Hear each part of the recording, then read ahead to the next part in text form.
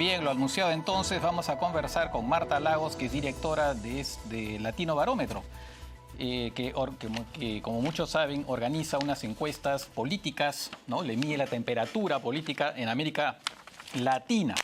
Así que vamos a ver respecto a la última encuesta. Muchas gracias, señora Lagos, por haber aceptado la entrevista. Mucho gusto, muy buenas tardes. A ver, la última encuesta pareciera que indica un deterioro, ¿no? Digamos, de la popularidad, entre comillas, de la democracia en América Latina. Y pareciera que eso responde ya a algo que no es solamente de ahora, sino que pareciera que fue una evolución de hace varios años. ¿Cuál sería la explicación que podría darse a esa tendencia? Mire, el apoyo a la democracia viene cayendo desde el año 2010, en que alcanza su máximo puntaje con un 63% de los latinoamericanos que apoyan la democracia. A partir de entonces, que junto con el inicio de las protestas en la región, el fin de la época, digamos, en que habían políticas económicas contracíclicas que trataban de aplanar la cancha de los efectos de la crisis del subprime, que tuvo lugar en el año 2008-2009. Bueno, en ese momento empezaron las protestas y empieza a caer no solo el apoyo a la democracia, sino que también el apoyo a los gobiernos, la confianza, es decir, una serie de indicadores que muestran el descontento de una gran masa de personas en la región que encuentran que los gobiernos no están respondiendo a sus demandas, no están avanzando en las garantías sociales, y en el fondo diciendo, mira, aquí estamos estancados en la mitad del túnel y no tenemos para cuándo llegar a la boca del túnel. De acuerdo. Entonces, finalmente es un fenómeno bastante clásico, ¿no? Porque en Europa ha pasado algo similar después de la crisis esta, a la que usted se refería, donde también los partidos de extrema derecha, extremistas, han crecido un poco bajo ese amparo, y en general la crisis del 29 también sabemos que generó un auge de los autoritarismos. Estaríamos finalmente en realidad frente a un fenómeno bastante clásico, ¿no? No tan extraordinario, pero no por eso menos preocupante. No, yo diría al contrario. O sea, América Latina es una excepción. La caída de la democracia en América Latina no se produce en Europa. En Europa lo que hay es un surgimiento de los partidos de ambos extremos, de tanto izquierda como de derecha. Pero eso no significa que haya un decaimiento de la democracia en Europa. O sea, si hay un partido de extrema derecha que compite en unas elecciones democráticamente, la democracia no se ve afectada. Aquí lo que tenemos es gente que abandona la idea de que la democracia es el mejor régimen de gobierno, que es bastante más grave que, que surjan partidos de extrema derecha que compitan en el sistema electoral. Entonces no podemos decir que en Europa o en Asia o en otras regiones del mundo ha tenido la misma evolución que el declive de la democracia en América Latina. América Latina es una excepción, y es una excepción negativa en ese sentido, ¿no? No, bueno, claro, pero lo que pasa es que en Europa obviamente se parte de países que tienen una democracia bastante sólida, pero no podemos negar los casos de países como Hungría, como Polonia, ¿no? Y efectivamente la presencia de partidos de extrema derecha que en algunos casos son parte de gobiernos, en algunos en alianza con algunos partidos de derecha en Europa. O sea, obviamente, lo que pasa es que el punto de partida es distinto. En Europa tenemos una democracia sólida, entonces se afecta de manera distinta. Lo que pasa es que en nuestros países la creencia en la democracia siempre ha sido más frágil, y nuestras instituciones siempre han sido bastante más, también, valga la redundancia, frágil, ¿no? O sea, en realidad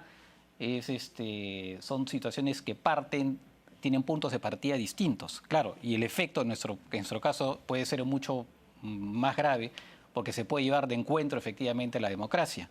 Lo mismo vemos según los cuadros que usted nos mostró, los partidos políticos también, ¿no? Están siendo, salvo en Uruguay, que es bastante interesante, porque Uruguay tiene una institucionalidad mucho más arraigada, pero por ejemplo el caso de su país, Chile, que también se suponía que tenía una institucionalidad bastante más arraigada, pero la popularidad de los partidos ha bajado, pues está casi a nivel del Perú prácticamente, el 7% por lo que veo.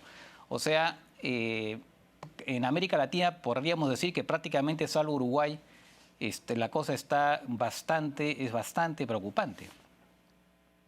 Sí, mire, a ver, una cosa respecto de la democracia en el mundo. En los últimos 50 años los países que son democráticos se han duplicado, ¿no? Y en los últimos 10 años hay unos 10 países de esos que se duplicaron que han retrocedido, ¿ok? Eso no significa que hoy día no hayan más democracias que en cualquier otro momento del tiempo en la historia. Entonces hay que mirar las cosas en su debida dimensión. Si tenemos en el caso de Turquía o en el caso de Hungría hoy día situaciones de autocracia, es decir, que ya dejaron de ser democracias, son excepciones. Lo que está pasando en América Latina es un fenómeno distinto. Lo que está pasando en América Latina es de que los ciudadanos están abandonando la idea de apoyar la democracia. Esto no es un problema de cambio de régimen político, sino que es un problema de que la debilidad de la democracia, la vulnerabilidad de la democracia, el hecho de que hay democracias que se han instalado imperfectamente, lleva a esta situación, como usted correctamente menciona, ¿no es cierto?, donde los partidos políticos, el Congreso, el sistema judicial, los gobiernos han perdido una enorme cantidad de credibilidad y de legitimidad pública.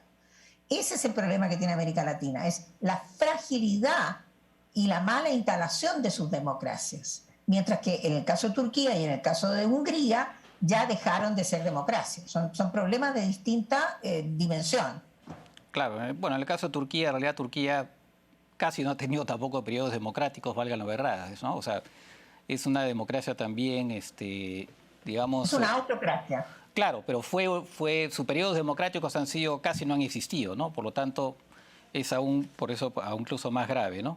Ahora, bueno, entonces, las respuestas que vienen frente a este tipo de situaciones, por ejemplo, en el caso de Chile se ha encontrado eventualmente la solución esta de la convención constituyente.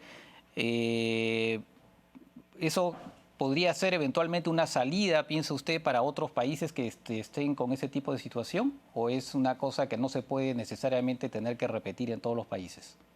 Bueno, efectivamente, algunos países latinoamericanos ya han producido cambios constitucionales con nuevas constituciones que tienen una distribución del poder distinto, que han permitido avances. El caso de Bolivia, el caso de Ecuador, son dos casos bastante emblemáticos en la región. Han tenido otro tipo de problemas, pero sin duda que esos países, ¿no es cierto?, tuvieron un cambio significativo a través del cambio constitucional.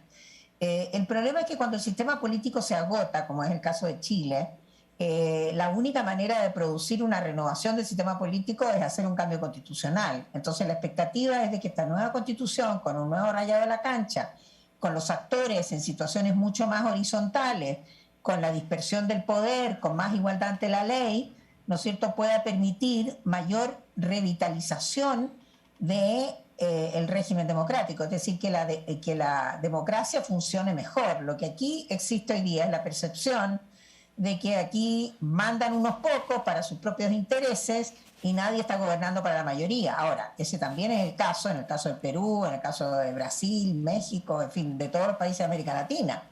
El tema es de que hay un retroceso. Ese es el tema, es de que se avanzó hasta cierto punto y desde ahí se empezó a retroceder. Y eso es lo que hoy día están reclamando los ciudadanos chilenos. No es que no reconozcan que hoy día hay más de educación y más autopistas y más edificios, etcétera. No, el punto es que se avanzó hasta un cierto punto y a partir de ese momento se estancaron en la mitad del túnel y no siguieron avanzando. Se produce un estancamiento y un retroceso. Entonces la protesta viene en Colombia, en Ecuador, en Chile, en Brasil. Viene por eso, no viene por el hecho de que el ciudadano no reconozca el avance. Entonces hay una confusión ahí también, ¿no es cierto? Porque el punto es de que cuando usted le da avance a una pista al interior del túnel que está estancada y de repente la pista se estanca de nuevo, evidentemente que va a tener la presión para seguir avanzando. Y eso es lo que los gobernantes no han entendido. Muchos gobernantes que dicen, pero ¿de qué se reclaman? Si ya tienen más educación, ya tienen subsidios, ya tienen esto, ya tienen lo otro. Bueno, la expectativa de la gente es llegar a la boca del túnel, que es el desarrollo, y tener unas sociedades más horizontales, equitativas, accesibles, con igualdad de trato, sin desigualdades, sin discriminación, sin racismo, etcétera, etcétera, etcétera. De acuerdo. No, efectivamente, y eso es algo que se vio también incluso en Brasil el 2014, ¿no? Esas manifestaciones, además en plena época de un torneo de fútbol, lo cual llamó bastante la atención. Efectivamente, ¿no? Ahora, el caso sería distinto, la cosa sería distinta a caso en América Central, ¿no? Donde ahí, pues, son situaciones donde no esto que usted ha mencionado, efectivamente, no ha habido mejoras socioeconómicas, pues en América Central no se ha dado y ahí aparentemente, pues, no se sale, no hay ni siquiera se ha entrado a ese túnel al que usted menciona. Aparentemente, ¿no? Lo que está pasando en El Salvador es terrible, ¿no? Es un autoritarismo que aparentemente se está implantando a velocidad de crucero. Bueno, yo creo que El Salvador dejó de ser un país democrático y pasó a ser una autocracia, como Hungría, como Turquía, ¿no? O sea, evidentemente ahí el presidente se ha extralimitado en su poder, ha intervenido en la autonomía de los otros poderes del Estado y en la medida que ha hecho eso, ha roto lo más central de la democracia, que es en el fondo eh, mantener los derechos políticos de la gente, del soberano voto, del votante, rompiendo la autonomía de los otros poderes del Estado. Entonces, yo creo que Salvador ya pasó hace rato, ¿no es cierto?, el umbral de una democracia a una autocracia. Ahora, otra cosa que también hay que decir es que en este momento el presidente Bukele tiene un gran apoyo, ¿no? Tiene un 60% de apoyo. El punto es de que antiguamente los populismos duraban décadas. Yo creo que hoy día los populismos van a durar un suspiro, porque la gente está teniendo fe en el presidente Bukele de que solucione las demandas de los salvadoreños, que son igual de fuertes que las del Perú, las de Paraguay, las de Ecuador, las de Colombia. Y cuando eso no suceda, va a suceder lo que ha pasado en Perú, es que cuando a los peruanos no les gusta el presidente, lo sacan, en un día lo sacan. Entonces, esa es la diferencia entre el latinoamericano de antes y el de ahora. El latinoamericano de antes aguantaba y esperaba. El latinoamericano de hoy día no aguanta ni espera ni un día. Señor, si usted no me da lo que yo le pido, para afuera. Yo creo que ese mensaje es cada día más fuerte y a medida que termine la pandemia, lo que vamos a ver es una inelasticidad en la demanda. Es decir, el ciudadano latinoamericano se dio cuenta de lo que era el mundo desarrollado, vio lo que es Europa, Estados Unidos, etcétera, los países desarrollados y dijo, bueno, ¿yo por qué no puedo llegar allá? Entonces hoy día la meta del ciudadano de a pie que mira el mundo a través de su teléfono dice, bueno, perdón, a mí ya no me basta con lo que me están ofreciendo en este país, yo quiero llegar allá, a lo que está al otro lado del Atlántico, con ese nivel de desarrollo. Entonces la presión que va a haber sobre los gobiernos después del fin de la pandemia va a ser una cuestión nunca vista en América Latina. Y yo creo que eso es lo que todavía muchos gobernantes no se pegan la palma en la frente. Bueno, basta con mirar lo que acaba de pasar en Argentina, ¿no es cierto?, donde el presidente en ejercicio acaba de perder 10% de los votos. El caso del presidente Morales también perdió todos los departamentos salvo uno.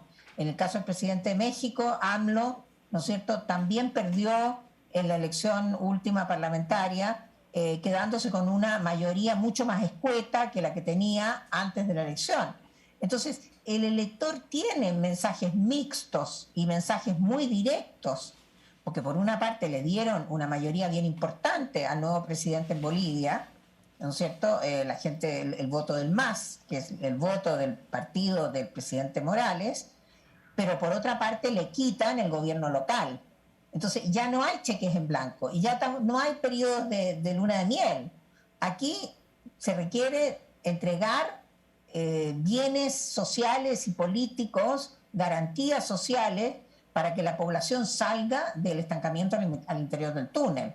Y pobre del que no lo haga, porque yo creo que esta generación de jóvenes, ¿no es cierto?, que se viene encima, va a pasar como los tanques en las guerras, por encima de los árboles, por encima de las carreteras, por encima de lo que sea, con tal de llegar a puerto. Y esa demanda es una demanda bastante democrática, porque la gente critica la democracia actual, pero en el fondo lo que quiere es una democracia que funcione. Ahora, como están funcionando mal las democracias, dice, bueno, esta cosa que llaman democracia a mí no me gusta.